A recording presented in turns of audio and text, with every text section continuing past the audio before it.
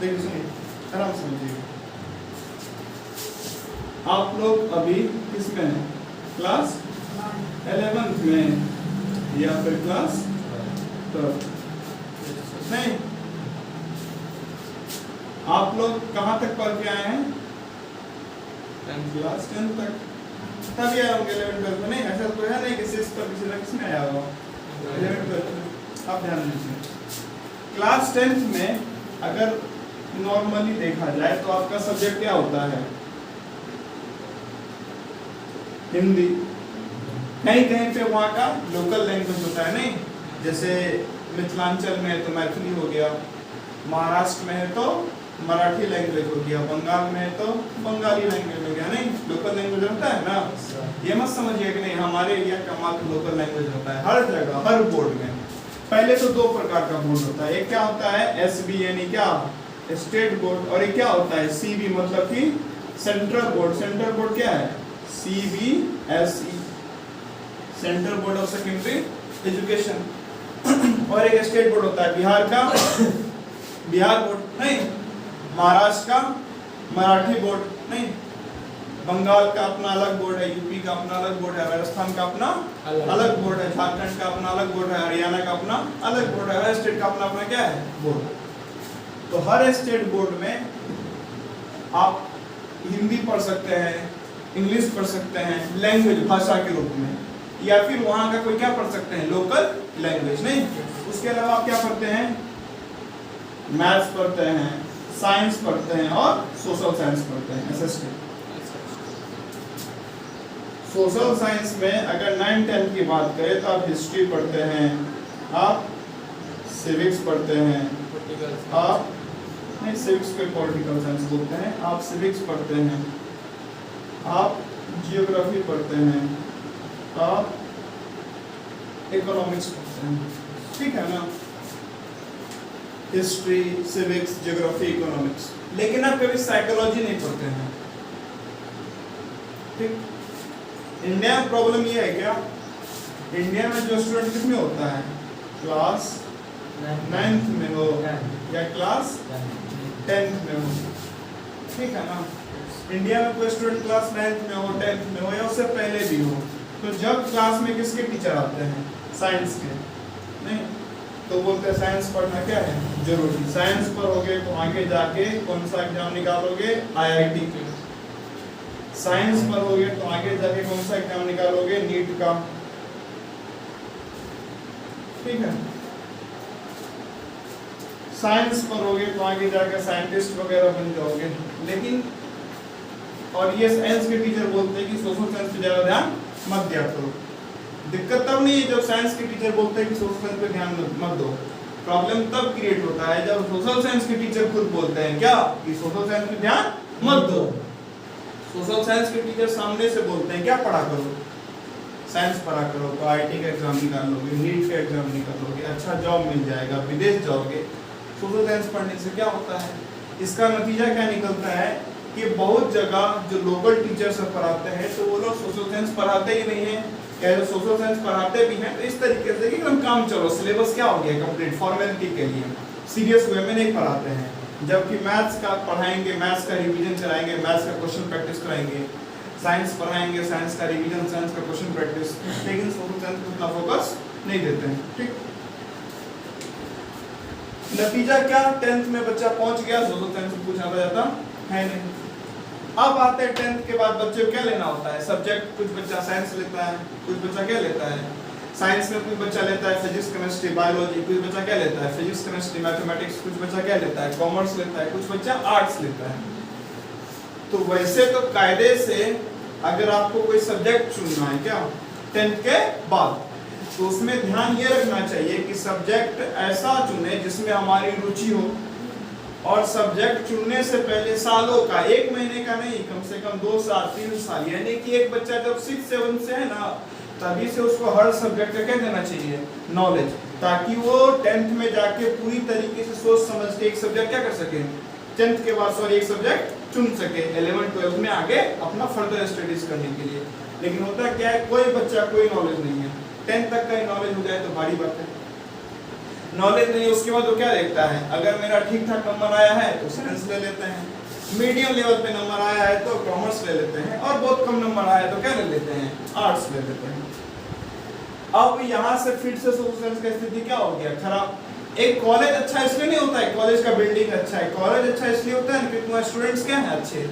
IIT ज्यादा famous क्यों है, आईआईटी में ज्यादा बच्चे, आईआईटी के बच्चे अच्छा काम क्यों करते हैं, ज्यादा रिसर्च कर पाते हैं, साइंटिफिक डेवलपमेंट में उनका योगदान है, नेशन बिल्डिंग में उनका योगदान है, यूएस जाके वहाँ पे जॉब कर पाते हैं। रीजन क्या है, क्योंकि आईआईटी में जो बच्चा पहुँचता है वो काफी टफ कंपटीशन एग्जाम फाइट करके पहुँचता है, तो जो काफी मेहनत करके पहुंचेगा, अच्छा बच्चा पहुंचेगा, तो अपने आप वहाँ पे माहौल क्या रहेगा, अच्छा। लेकिन वहीं पे अगर कोई लोकल इंजीनियरिंग कॉलेज उठा ली तो वहाँ पे क्या है, बच्चा एकदम जिसको मन हुआ पहुंच गया। 12th में कितना है 45%, वो भी इंजीनियरिंग करने पहुंच गया। 12th में कितना है 55%, वो भी इंजीनियरिंग करने पहुंच गया। 12th में कैसे पास हुए, तो एग्जाम नहीं देते, कैसे कैसे तो पास हो गया, वो भी इंजीनियरिंग करने क्या कर गया, पहुंच गया। तो जब लो क्वालिटी का बच्चा इंजीनियरिंग करने जाएगा तो वहाँ का पूरा माहौल क्या हो जाएगा, गंदा। नहीं, फिर वहाँ पे कुछ बेहतरी होने का प्रयास नहीं आप मान सकते, वहाँ पे क्या होगा, कुछ बेहतरी, ठीक है। तो कहीं पे कुछ बेहतरी तभी हो सकता है जब वहाँ पे लोग क्या है, अच्छे। मेन फोकस किस पे होता है, एनवायरनमेंट पे।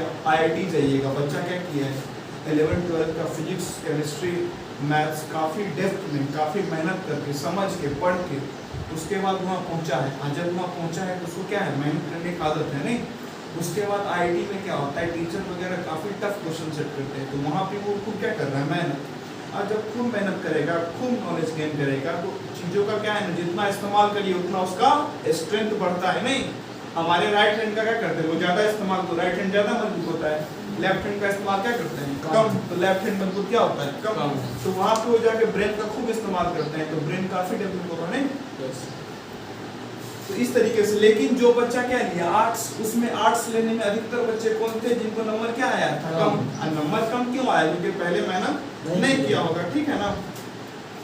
अभी भी आर्ट्स ले लिया, आर्ट्स लेने का मेन रीजन क्या होता है, पहले मेहनत नहीं किए थे, अब आर्ट्स ले लेते हैं। और आर्ट्स लेने के बाद क्या है कि एग्जाम में कुछ लिखा नहीं लिखा, हिस्ट्री वगैरह में कहानी बना के लिख दिया।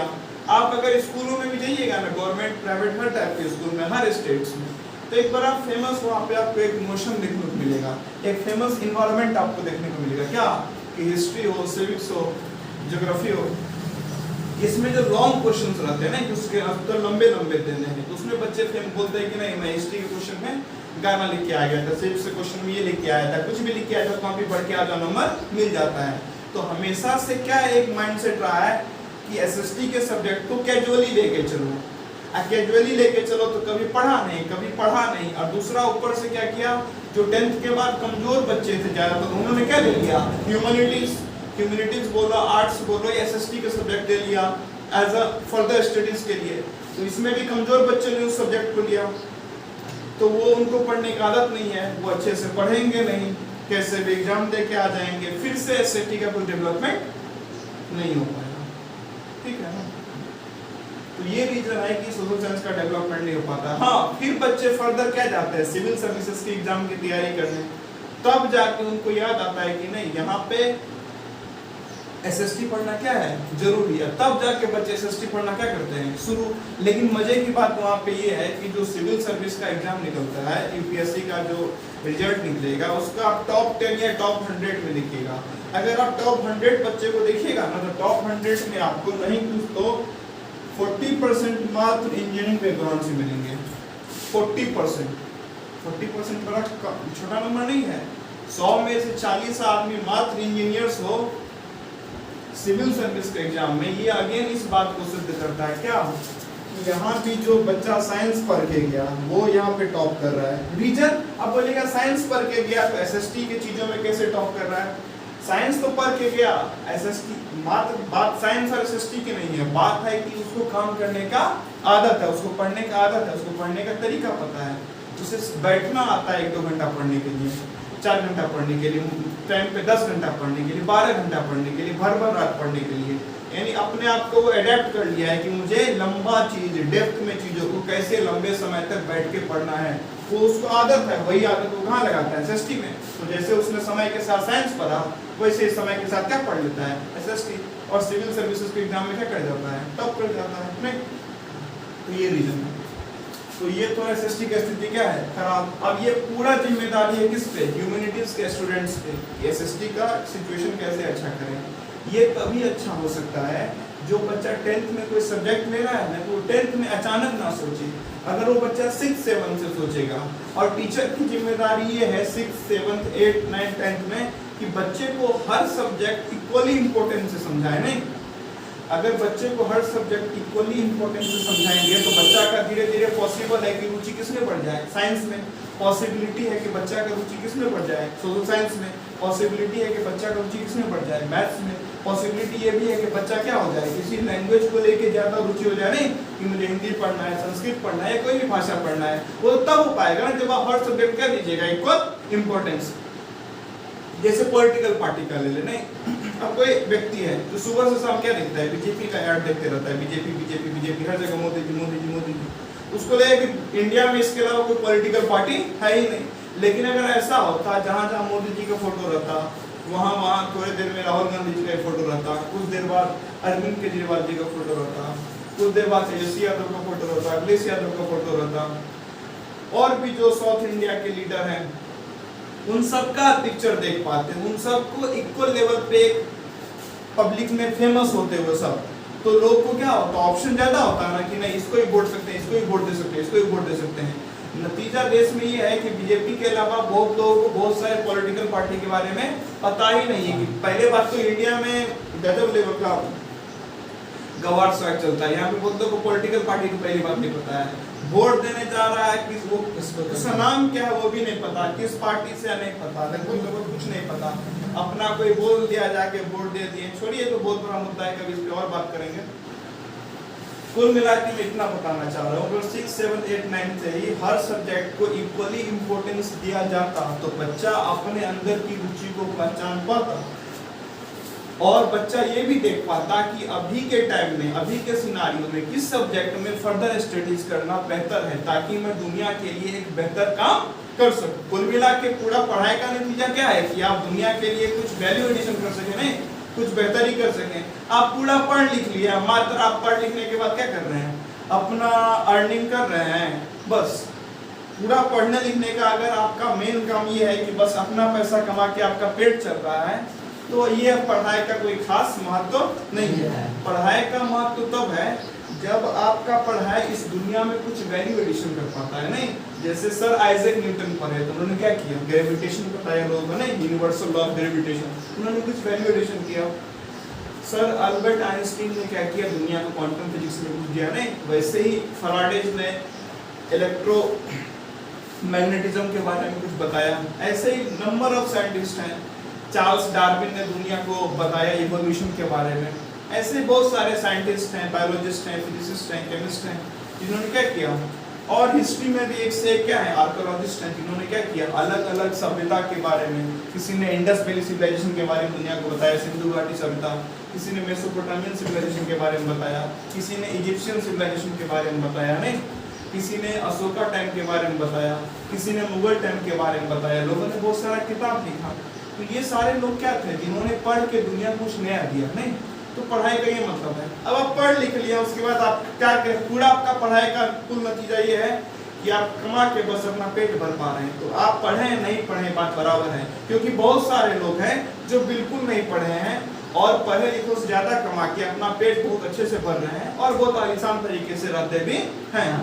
तो वो भी अपना नहीं पढ़ा है फिर भी पैसा कमा रहा है, पढ़ के ही पैसा कमा रहा है। तो पढ़ने का कोई खास महत्व नहीं है। पढ़ने का महत्व तभी है जब क्या कर पाते हैं आप, कुछ वैल्यू एडिशन, कुछ नया दे पाते हैं, समथिंग न्यू। ठीक है ना। तो ये कब हो पाएगा, जब 7th 8th 9th 10th में हर सब्जेक्ट को बच्चे को इक्वली इंपॉर्टेंस से समझाया जाएगा। तो बच्चे का माइंडसेट डेवलप होगा। अच्छा मान लीजिए अभी क्लाइमेट चेंज एक बहुत बड़ा मुद्दा है, तो ज्योग्राफी में क्लाइमेट के बारे में आप पढ़ते हैं। नहीं, उसके बाद से थोड़ा सा बच्चे को स्पिरिचुअल एंगल दिया जाए कि क्लाइमेट, देखिए हर समस्या आपके अंदर से उत्पन्न होती है। नहीं, जैसे क्लाइमेट चेंज का समस्या है, तो क्लाइमेट चेंज का समस्या किस लिए है कि ग्रीन हाउस गैस बढ़ रहा है। नहीं, यानी एक क्लाइमेट चेंज का एक पक्ष है कि ग्रीन हाउस गैस क्या हो रहा है, बढ़ रहा है, कार्बन डाइऑक्साइड की मात्रा बढ़ रही है, मीथेन की मात्रा बढ़ रही है। अब अगर आप डेप्थ में क्लाइमेट चेंज को समझिएगा तो क्लाइमेट चेंज सीधा सीधा रिलेशन है किससे, नॉन वेजिटेरियन से। कैसे, बहुत चीज रिलेटेड है नॉन वेजिटेरियन से। पहले समझिए, अगर एक आप डेटा उठाइएगा तो दुनिया में जितना भी फार्मिंग होता है, खेती होता है, उस खेती का लगभग 70% जो अनाज है या 70% जो उत्पाद है, 70% जो प्रोडक्शन है, वो मार्ग किसके लिए होता है? जानवरों को खाने के लिए। क्यों? ताकि अभी उस 70% खेती से जो उत्पाद निकला है, प्रोडक्शन निकला है, उसको जानवर को खिलाया जा सके और फिर इंसान उस जानवर क्या कर सके? खा सके। नहीं, अब जानवर क्या करता है? मीथेन गैस रिलीज करता है। मीथेन क्या है? एक ग्रीन हाउस गैस है। ग्रीन हाउस गैस क्या होता है? ग्रीन हाउस गैस वो होता है जब सनलाइट अर्थ पे आया, नहीं सनलाइट अर्थ पे आया, मान लीजिए सनलाइट है, अर्थ पे आया, तो नॉर्मल जो रिफ्लेक्शन का लॉ क्या करता है? कोई लाइट रेज अगर कहीं से टकराएगा तो उसके बाद क्या कर जाएगा? रिफ्लेक्ट करके वापस चला जाएगा। लेकिन जब वो कहाँ जा रहा होगा? वापस, उसमें जो बीच में ग्रीन हाउस गैस रहता है, जैसे मीथेन है, कार्बन डाइऑक्साइड, वो क्या कर लेता है? इन लाइट रेज को ट्रैप कर लेता है, रोक लेता है। तो रोक लिया, रेज को रोक लिया मतलब हीट को रोक लिया। नहीं, हीट होता है ना, सनलाइट आता है तो हीट होता है, हीट को रोक लिया। हीट को रोक लिया तो अर्थ के सरफेस के अराउंड हीट टेम्परेचर बढ़ेगा। टेम्परेचर बढ़ेगा तो क्या होगा? ग्लेशियर पे जो, यानी कि पहाड़ों पे जो बर्फ है वो पिघलेगा। वो पिघलेगा तो ओशियन का लेवल बढ़ेगा। ओशियन का लेवल बढ़ेगा, समुद्र का स्तर बढ़ेगा, समुद्री तटीय इलाके में जो क्षेत्र है वो सब डूब जाएगा। ठीक है, उसके बाद से और अगर आप देखिएगा अपने ऊपर जो घाटा है नॉन वेजिटेरियन से, तो अगर आप किसी जानवर को मार के काट के खाते हैं तो आपके अंदर जो दया प्रेम है, जो करुणा है, वो क्या होगा? कंपैशन जो है वो क्या होगा? कम होगा।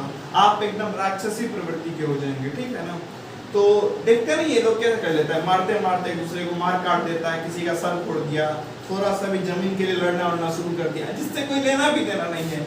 एक लाइन का 1 मीटर इतना सा जमीन का टुकड़ा था, थोड़ा सा, उसके लड़ना क्या कर देता है? शुरू। यानी कितना राक्षसी प्रवृत्ति का लोग हो गया। रीजन इतना मांसाहार करता है, इतना हिंसा करता है कि अंदर पूरा हिंसा भरा होता है। थोड़ा सा कोई कुछ बोल नहीं दिया कि बाइक से उतर के लड़ना पीटना क्या कर दिया? शुरू। एक तो ये है। दूसरा, अगर 70% अनाज कौन खा रहा है? जानवर। नहीं, 30% मात्र इंसान खा रहा है। अगर इतना जानवर नहीं होता तो पूरा खेती किसके लिए होता? इंसानों के लिए। तो फसल खूब होता और लोग तो उतने ही होते, या फसल ज्यादा होता और लोग उतना ही है, या लोग थोड़ा मोड़ा बढ़ भी जाते, फिर भी क्या होता? फसल खूब होता तो फसल का प्राइस रिड्यूस हो जाता ना। फसल का प्राइस रिड्यूस हो जाता। तो अभी जो आप डेटा उठाइएगा तो पूरे वर्ल्ड में लगभग 80 करोड़ ऐसे आदमी हैं जिनको ठीक से 2 टन का खाना नहीं मिलता है। 240 करोड़ लोग ऐसे आदमी जो 1 टन खाते हैं, 1 टन नहीं खा पाते हैं। 320 करोड़ लोग ऐसे आदमी हैं जो खाना खाते हैं उसमें खास पोषक तत्व तो नहीं है। ठीक है ना? 320 प्लस 240 तो कितना हुआ? 560। अब 520 और 40, हाँ 500 कितना हुआ? 60। अब 560 प्लस 80 तो हो गया आपको 620। तो मान लीजिए 620 करोड़ लोग पूरी दुनिया में है 800 करोड़ में से, जो अपना सही से भोजन नहीं कर पा रहे हैं। ठीक है, रीजन क्योंकि 70% जो उत्पादन था सब कुछ जानवर को खिलाने के लिए चला गया। नहीं तो बोलेगा नहीं जानवर को भूखे मारना है, जानवर को भूखे नहीं मारना है। अगर आप जानवर को काट के नहीं खाइएगा और जबरदस्ती जानवर का ब्रीडिंग करके उसको जबरदस्ती प्रेग्नेंट करके उससे बच्चे का उत्पादन नहीं करवाइएगा तो अपने आप जानवरों की संख्या क्या हो जाएगी? कम हो जाएगी। जानवर कम रहेंगे, जितने नॉर्मल जानवर रहेंगे वो आराम से खाएंगे। जानवर को छोड़ दो भाई, अपना जंगल में रहेंगे। नहीं, जानवर का घर कहाँ है? जंगल। क्यों किसी के घर से किसी को छीन के अपने पास रखना? ठीक है, अपना आपके पास खेत है, वहां पे उत्पादन करिए। लोग बोलते हैं पहले जमाने में लोग जानवर पाल देते। भाई पहले जमाने में रीजन अलग था क्या? पहले जमाने में लोग खेती मुश्किल से करते थे, बड़ा कम उत्पादन होता था, तो लोग क्या करना पड़ता था? शिकार करके खाना पड़ता था। लोगों ने टेक्निक लगाया, डेली भागने से अच्छा क्या है? जानवर को अपने घर पे पाल लो, जब मन हुआ तब काट के खा जाओ, जब मन हुआ तब दूध निकाल के पी लो। नहीं, लेकिन अब तो ये ऑप्शन नहीं ना है। आपके पास एकदम खेती होता है तो अपना खेती करो, वहां से खाओ, जानवर को छोड़ दो जंगल में रहने, तो बेचारे जंगल में खुशी रहते हैं। जो भी जानवर जंगल में है ज्यादा स्वस्थ है, ज्यादा हष्ट पुष्ट है, और जो भी जानवर इंसानी इलाके में रहता है वो एकदम मरा हुआ है। सोचिए ना, लोग गाय भैंस क्या करता है? नाक में रस्सी वगैरह डाल देता है। नहीं, आपके नाक में रस्सी डाल दे कितना खराब लगेगा? नहीं, लेकिन जो गाय भैंस कहाँ है? जंगलों में, उसके नाक में रस्सी डाला है, खुशी है, मस्त अपना खाता है। नहीं, वहाँ मर जाएगा। अरे मर भी जाए क्या जाएगा? शेर खा लेगा, शेर खा लेगा। शेर भी रहता है, जानवर भी रहते हैं, शेर वैसे भी खाता है। सबका अपना क्या एक सिस्टम बना हुआ है जंगल का, उसको जंगल के सिस्टम पे छोड़ दीजिए। हर अगर आप कोई आदमी एक्सपर्ट हो जानवर खुश है कि नहीं खुश है ये पता करने में, और वो एक सर्वे करे कि इंसानी इलाके में रहने वाले जानवर और जंगली इलाके में रहने वाले जानवर, तो हर बेसिस पे जंगली इलाकों में, जंगल में रहने वाले जानवर अच्छे पाए जाएंगे। वो आप हेल्थ ले लीजिए, खुशी ले लीजिए, उनका लाइफ टाइम ले लीजिए, ठीक है। वहां पे वो क्या है, आजाद है। सबसे दुनिया में सबसे प्रिय चीज क्या होती है लोगों की? आजादी। नहीं, एक तोता एक सूखे पेड़ के डाली पे रहना पसंद करता है सोने के पिंजरे की अपेक्षा, क्योंकि सोने का भले पिंजरा हो लेकिन वो है क्या? आदमी, गुलाम। अब भले सूखे पेड़ की डाली हो लेकिन वो है क्या? आदमी, आजाद। तो समझ पाया क्लाइमेट चेंज मुद्दा है, तो ज्योग्राफी समझेगा। क्लाइमेट चेंज समझने के लिए कि साइंटिफिक टेम्परामेंट भी होना चाहिए, साइंस का नॉलेज, साइंस को मिक्स करेगा नहीं, तो इस प्रकार से सब्जेक्ट को इंटरमिक्सिंग करके अपने लिए वो एक बेहतर चीज चुन पाएगा, जो उससे वो लाइफ में क्या कर पाए, एक बेहतर काम। लेकिन वो तभी कर पाएगा ना जब 6, 7, 8, 9, 10 में बच्चों क्या दिया जाए, एक प्रॉपर नॉलेज हर सब्जेक्ट का। ठीक, चलिए, तो ये एक नया सब्जेक्ट क्या है, साइकोलॉजी। अब साइकोलॉजी का जो पहला टॉपिक है, व्हाट इज साइकोलॉजी, तो क्या करते हैं, डिस्कस। अभी क्या डिस्कस करेंगे, अभी ऐसा हम लोग बहुत सारे टॉपिक डिस्कस करेंगे और ये जानेंगे कि ये जो मेन हेडिंग है इसके नीचे हम लोग को क्या क्या सब हेडिंग पढ़ना है, ठीक है ना।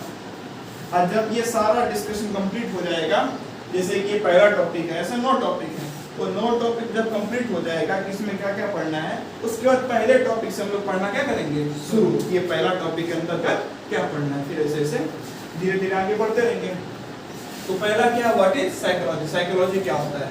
तो इसमें सबसे पहले आपको क्या लिखना है, इंट्रोडक्शन। इंट्रोडक्शन मतलब क्या, आपको ये नहीं कि चैप्टर से इंट्रोड्यूस करवाया जाएगा, परिचय करवाया जाएगा, इसमें पढ़ना क्या है, आपका एक बेसिक थीम डेवलप किया जाएगा, नहीं कि चैप्टर से रिलेटेड आपको पढ़ना क्या है।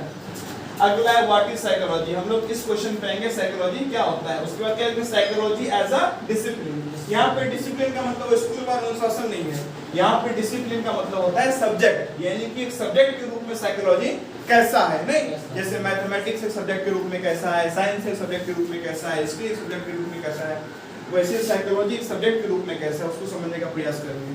अगला क्या है, psychology as a natural science. तो पहले तो समझेंगे नेचुरल साइंस क्या होता है और साइकोलॉजी नेचुरल साइंस क्या रिलेशन है।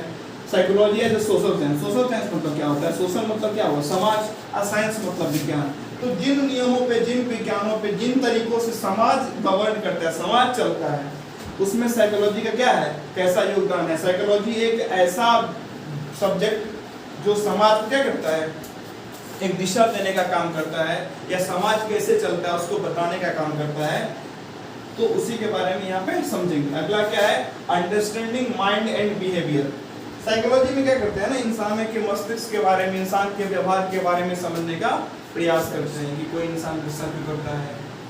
साइकोलॉजी एकदम आपके हर अलग अलग कण में समाया हुआ है। कोई इंसान गुस्सा क्यों करता है, हमें एक तरीके का कलर क्यों पसंद आता है, उसके बाद हमें किसी को देख के तुरंत प्यार आता है और किसी को देख के हर बार गुस्सा क्यों आता है, नहीं हमें ये काम करना अच्छा लगता है, ये काम करना अच्छा नहीं लगता है। शादी के लोग करते हैं, उसके पीछे का एक अलग मनोविज्ञान है, नहीं लोग बच्चे को जन्म देना चाहते हैं, उसके पीछे का अलग मनोविज्ञान है। श्राद्ध वगैरह जैसा कर्मकांड होता है, उसके पीछे का अलग मनोविज्ञान है, नहीं राजनीतिक पार्टी जो काम करते हैं उसके पीछे का एक अलग क्या है। तो शादी वगैरह होता है, उसके पीछे क्या है, अलग मनोविज्ञान, ठीक है ना। स्कूल में टीचर को कैसे बिहेवियर करना चाहिए, ना कुछ टीचर आपको पसंद आते हैं, कुछ नहीं पसंद आते, उसके पीछे का अलग मनोविज्ञान है। मतलब कुल मिला के सब कुछ तो क्या आपके मस्तिष्क से ही हो रहा है ना, नहीं तो आप दुनिया में कैसे क्या करते हैं, लोगों से इंटर रिलेट करते हैं, वो सब आपको किसमें समझ में आता है, साइकोलॉजी में। धीरे धीरे आगे समझते रहेंगे तो और बातें खुलते रहेगी और समझ में आते रहेगा। फिलहाल ये समझिए मन के बारे में, व्यवहार के बारे में पढ़ते हैं। Popular notion about the discipline of psychology. साइकोलॉजी के बारे में लोगों में मान्यता क्या क्या है, नहीं हर सब्जेक्ट के बारे में क्या होता है मान्यता, तो साइकोलॉजी के बारे में मान्यता क्या है। कुछ लोग बोलते हैं साइकोलॉजी पढ़ने के बाद क्या कर सकते हैं, किसी का मन का बात जान सकते हैं। तो ये बात कितना सही कितना क्या है गलत, इन चीजों के बारे में समझेंगे। इवोल्यूशन ऑफ साइकोलॉजी मतलब धीरे धीरे साइकोलॉजी का विकास कैसे हुआ है। जैसे हम लोग इवॉल्व हुए हैं ना, जंगल में रहते थे, नहीं वहां से धीरे धीरे पहले हमारा बॉडी उतना स्ट्रेट नहीं था, हम लोग 4 पांव पे चलते थे, नहीं क्वाड पैडल थे, उसके बाद से बाई पैडल में मतलब 2 पांव पे चलना क्या किया शुरू। ये जो हमारा क्या है बैकबोन, ये पहले सीधा नहीं था, वहां से क्या हुआ है सीधा, तो लोग इवॉल्व हुए हैं ना। वैसे साइकोलॉजी एक सब्जेक्ट के रूप में, डिसिप्लिन के रूप में कैसे इवॉल्व हुआ वो समझेंगे। Some interesting landmarks in the evolution of modern psychology. साइकोलॉजी के इवोल्यूशन में कुछ इंटरेस्टिंग लैंडमार्क्स हैं, कुछ केस को समझेंगे, कुछ चीजों को समझेंगे। Development of psychology in India, proper India के केस में साइकोलॉजी का डेवलपमेंट कैसे हुआ है। जैसे आप डिप्रेशन वर्ड सुनिएगा, ये साइकियाट्रिस्ट के बारे में, मनोवैज्ञानिक के बारे में, ये सब इंडिया में पहले ज्यादा पॉपुलर नहीं था। ये हाल ही के कुछ सालों में, दशकों में, यानी कि क्या बोल सकते हैं हम, 5-10 सालों में ये सब वर्ड क्या हुआ है पॉपुलर इंडिया में कि नहीं, आपको क्या है, डिप्रेशन है, साइकोलॉजिस्ट के पास जाना है, नहीं मनोवैज्ञानिक समस्या है, सुसाइड का केस बढ़ा है। तो इंडिया में ये सब चीज हाल ही में आया, तो इंडिया में इसका डेवलपमेंट किया, उसको समझेंगे। Branches of psychology, branches of psychology मतलब क्या, हर सब्जेक्ट का ब्रांच होता है नहीं। मैथमेटिक्स में देखिएगा ज्योमेट्री एक ब्रांच है, अलजेब्रा एक ब्रांच है, नंबर सिस्टम एक ब्रांच है, नहीं। वैसे फिजिक्स में देखिएगा तो फिजिक्स का कितना सारा ब्रांच है, उस पर इंजीनियरिंग का इतना सारा ब्रांच बन चुका है, नहीं। केमिस्ट्री में देखिएगा तो, फिजिक्स में देखिएगा तो एक मैकेनिक्स का अलग ब्रांच है, क्वांटम फिजिक्स का अलग ब्रांच है, मॉडर्न फिजिक्स अलग ब्रांच है। केमिस्ट्री में देखिएगा तो ऑर्गेनिक केमिस्ट्री है, इनऑर्गेनिक केमिस्ट्री है, फिजिकल केमिस्ट्री है।